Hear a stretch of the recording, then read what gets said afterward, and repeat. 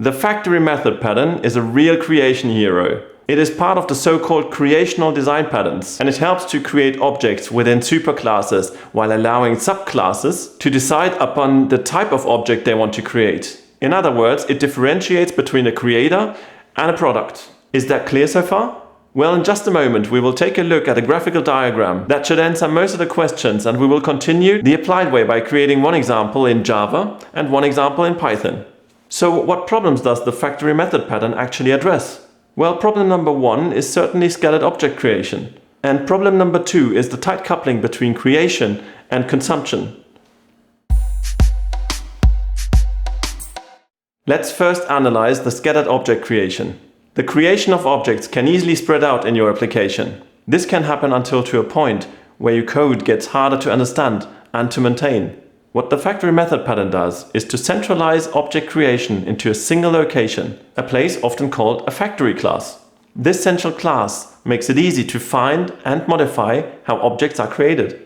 Okay, imagine you have a mailman throwing your mail all over your garden. The factory method pattern would be like a person telling the mailman, "Mate, put the mail in the mailbox." Okay, now let's take a look at tight coupling between creation and consumption. When a piece of code directly creates a class, it becomes tightly coupled to that class. This implementation locks us into creating a specific object type. If we need to create an object later, significant changes will be required. What the factory pattern does is to decouple object creation from the code that uses the object. This allows you to switch between different types of objects without modifying the consuming code. Imagine you installed automatic lights in your garden to get notice when your mailman comes when it's dark outside. The type of bulb that you chose has to be screwed directly. This compares to direct object creation. This works initially, but then you decide to add a dimmer switch so that you don't have the flash effect, but instead can enjoy the automatic lights in a calmer fashion. Because you directly screwed the bulbs, you now need to modify the entire wiring to accommodate the dimmer switch. This compares to tight coupling between creation and consumption. The factory method pattern is like introducing a light switch factory. The factory knows how to create different types of light switches based on the garden's needs.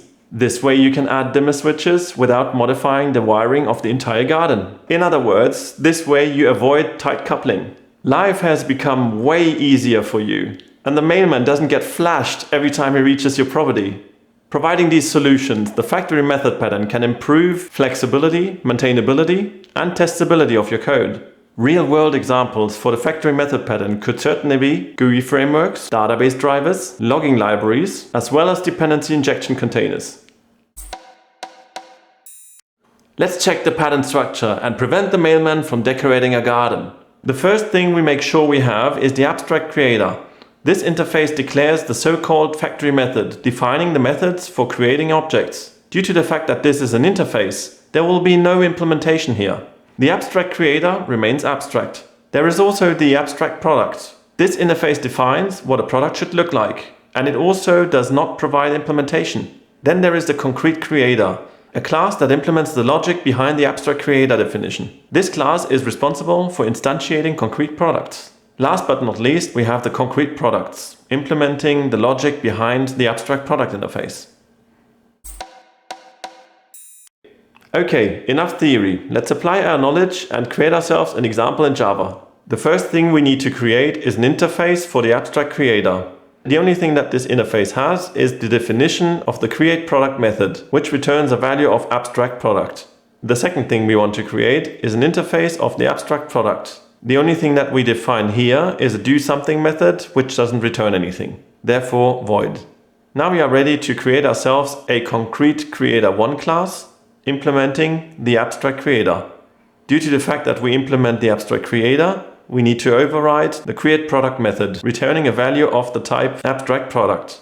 Inside of this method, we create a new concrete product A1 and return it right away.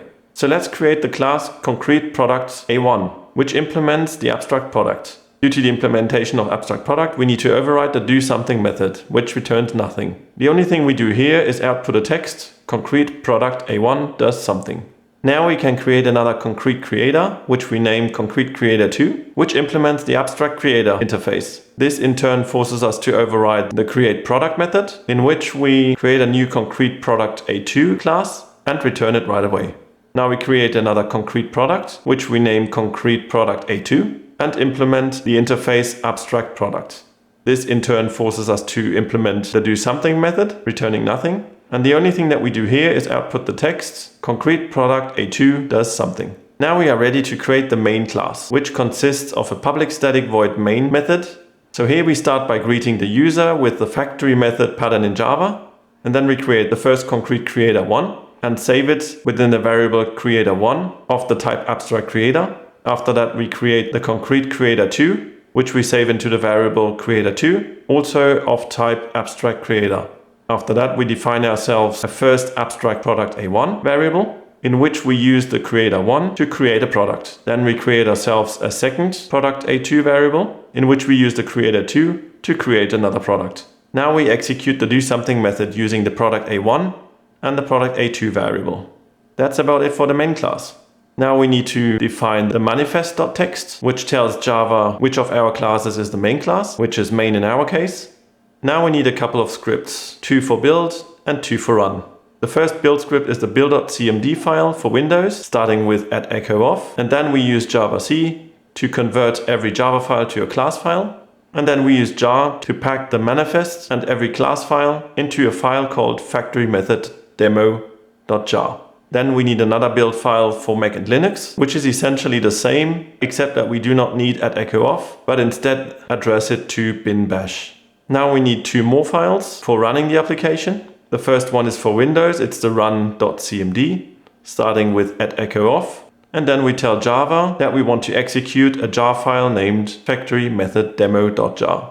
For Mac and Linux, we need a run file, which essentially looks the same, except that we address it to bin bash. The only thing that remains now is that we need execution rights for the Mac and Linux files, for which we use chmod +x for give execution rights for the build and for the run. And there we go. Now we have execution rights for the build and for the run. Now we can build and run the application. And here within the terminal we can see the result once we execute the first do something method and then we execute the second do something method. Having built a Java example, let's also create a Python example. The first thing that we build here is the abstract creator class, which we define as an abstract class using ABC. And then we define a method called createProduct, which we also define as an abstract method. The second thing that we need is an abstract product class, which we also define as an abstract class using ABC. And then we define a do something method, which we also define as an abstract method. Now we're ready to create concrete creator 1. First we import the abstract creator, then we import the concrete product A1, which does not yet exist, and then we define our class, concrete creator 1, which implements the abstract creator.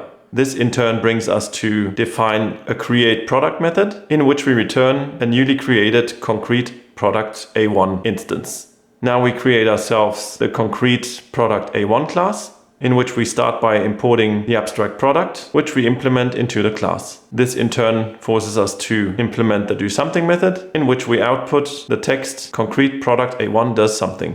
Now we create ourselves the concrete creator 2 class. First we import the abstract creator, and then we import the concrete product A2 class, which does not yet exist. And then we create the concrete creator 2 class, implementing the abstract creator. This in turn forces us to implement the create product method, which returns a new instance of concrete product A2.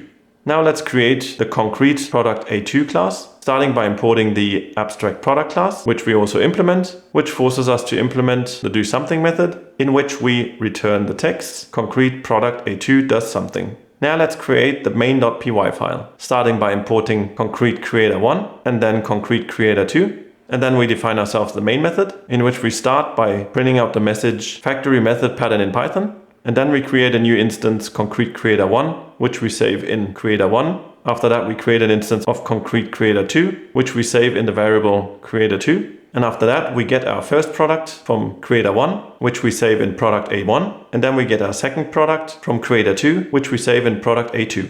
Now we execute the do something methods of product A1 and product A2. To finalize the main.py file, we make a call to the main method.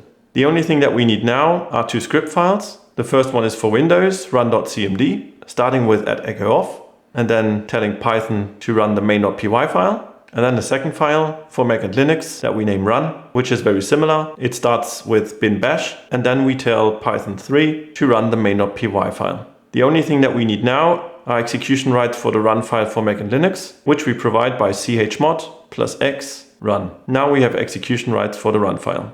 Now we can run the application. And here we can see the output of our two do something methods. First concrete product A1 does something, and then concrete product A2 does something.